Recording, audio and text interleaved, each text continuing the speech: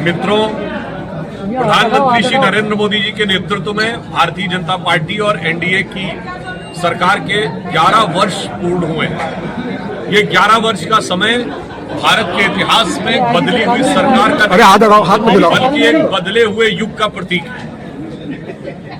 इस सरकार के कार्यकाल में हमने देश की समृद्धि, देश की सुरक्षा, देश की सामाजिक समरसता और देश के सांस्कृतिक गौरव, इन चारों आयामों में प्रधानमंत्री श्री मोदी जी के नेतृत्व में अभूतपूर्व, ऐतिहासिक और युगांतकारी कार्य किए।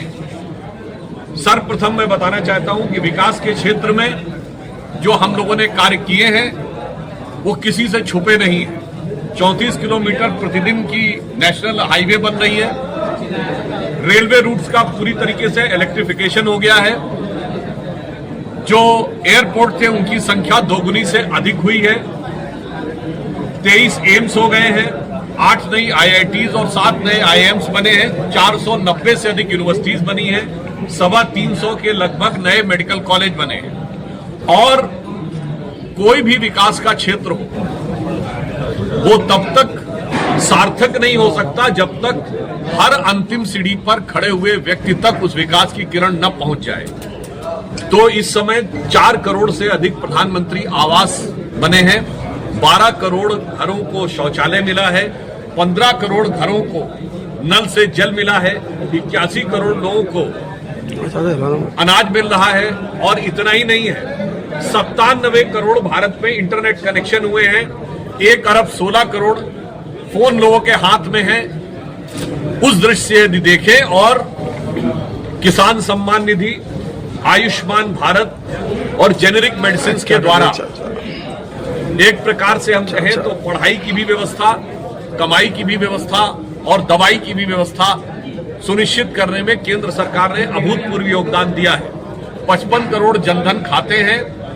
और आईएमएफ और वर्ल्ड बैंक की रिपोर्ट में कहा गया है कि एक्सट्रीम पॉवर्टी यानी जो अत्यधिक निर्धनता को लगभग भारत ने समाप्त करने में सफलता हासिल की। हमारी 1% से कम आबादी अब निर्धनता यानी गंभीर निर्धनता की स्थिति में है। 27 करोड़ लोग गरीबी की रेखा से ऊपर आए हैं। अब सोचिए आप कि विकास और समृद्धि तब तक सुनिश्चित नहीं हो सकती जब तक सुरक्षा देश की सुनिश्चित न हो। देश की आंतरिक और बाह्य सुरक्षा में कितना बड़ा युग परिवर्तन हुआ है इसको आप समझ सकते हैं।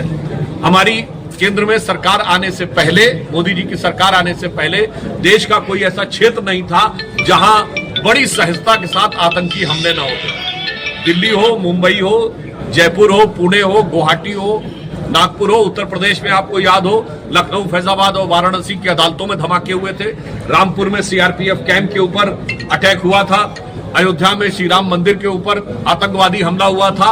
आज वो आतंकवाद की वारदातें सिमटकर दक्षिण कश्मीर के 4 जिलों तक रह गई हैं। नक्सलवाद, जिसे पूर्व प्रधानमंत्री मनमोहन सिंह जी ने सबसे बड़ी समस्या बताया था, हमारे गृह मंत्री अमित शाह जी ने साफ कहा है कि मार्च 2026 तक वह समाप्त होगा। और आपने देखा कि अभी बस्तर में इतना बड़ा ऑपरेशन हुआ। तो आंतरिक सुरक्षा के मामले में एक दौर था हमारी सरकार आने से पहले जब रेलवे स्टेशन, बस अड्डे, सार्वजनिक पार्क में लिखा रहता था कि चीज को छुइएगा नहीं, धमाका हो सकता है। आज वो दौर समाप्त हुआ है। वायु सुरक्षा के संदर्भ में भारत ने जो अपनी सॉफ्ट स्टेट की इमेज थी उसको पूरी तरीके से बदलने में सफलता हासिल की है। 2016 में उरी में सर्जिकल स्ट्राइक हुई। भारत की थल सेना ने जाकर आतंकियों का कैंप नष्ट किया। 2019 में एयरफोर्स के माध्यम से बालाकोट में आतंकियों का लॉन्च पैड नष्ट किया। और अभी ऑपरेशन सिंदूर में हमारी सेना ने अप्रतिम शौर्य का परिचय देते हुए लश्कर-ए-तैयबा और जैश-ए-मोहम्मद के हेडक्वार्टर्स को नष्ट किया और पाकिस्तान की सीमा में 100 किलोमीटर से लेकर 177 किलोमीटर अंदर सारगोदा तक जाकर अटैक किया है। यानी अब भारत ने बहुत स्पष्ट कर दिया, आतंकवाद के साथ वार्ता प्रभावित नहीं होगी। आतंकवाद से पहले वार्ता प्रभावित नहीं होगी, ये कांग्रेस की सरकार की सोच थी। हमने कहा आतंकवाद के साथ वार्ता नहीं होगी, खून और पानी नहीं बहेगा। और इस बार भारत ने एक नीतिगत परिवर्तन किया है कि अब आगे any act of terrorist will be considered as act of war. अर्थात अब कोई भी आतंकी घटना होगी, अब भारत इसको अपने ऊपर किए गए हमले के समकक्ष मानेगा। और कोई भी देश समृद्ध भी हो जाए, सुरक्षित भी हो जाए और जन जन तक विकास भी पहुंच जाए, और तब तक सार्थक नहीं होता जब तक उस देश की सांस्कृतिक पहचान और सांस्कृतिक गौरव किसी के सामने ना हो। सांस्कृतिक गौरव के लिए याद करिए, प्रधानमंत्री जी ने पहली विदेश यात्रा की थी तो श्रीमद् भगवत गीता भेंट की थी। उसके उपरांत योग दिवस को अंतर्राष्ट्रीय मान्यता दिलवाई और उसके बाद आप देखिए अयोध्या में भव्य श्री राम मंदिर, करतारपुर साहिब कॉरिडोर, उज्जैन में महाकाल का कॉरिडोर और इन सारी चीजों के द्वारा भारत के सांस्कृतिक गौरव और संस्कृति को भी एक नया बल और आत्मबल पहुंचाने का कार्य प्रधानमंत्री मोदी जी ने किया है। इसलिए हम ये कह सकते हैं कि चारों ही आयाम पर हमारी केंद्र सरकार ने इन 11 वर्षों में भारत में एक नए युग की स्थापना की है। ये 11 वर्ष आजादी के बाद के पहले 11 वर्ष है जब भारत ने पाकिस्तान के साथ कोई ऑफिशियल बायलैटरल डायलॉग नहीं किया, कोई औपचारिक द्विपक्षीय वार्ता नहीं की है। इसलिए और इस समय हमारा फॉरेन एक्सचेंज रिजर्व $700 बिलियन से ऊपर है। हम चौथी बड़ी अर्थव्यवस्था बन गए हैं, चौथे बड़े स्टॉक एक्सचेंज बन गए हैं, तीसरे बड़े ऑटोमोबाइल के मैन्युफैक्चरर बने हैं।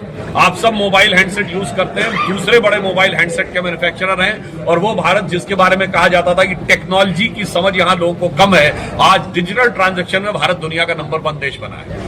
और इसीलिए संपूर्ण विश्व आज भारत की इस क्षमता को स्वीकार कर रहा है। हम लोगों के बचपन में होता था कि कैम्ब्रिज और ऑक्सफोर्ड से जाके लोग सीखने जाते थे। आपने देखा होगा कुछ महीने पहले कैम्ब्रिज ने एक स्टडी लगाई है कि मोदी जी के नेतृत्व में भारत ने डिजिटल ट्रांसफॉर्मेशन इतना बड़ा कैसे कर लिया। जापान के प्रधानमंत्री आए और उन्होंने कहा कि भारत के डिजिटल ट्रांसफॉर्मेशन और डिजिटल पेमेंट से वो सीखना चाहेंगे।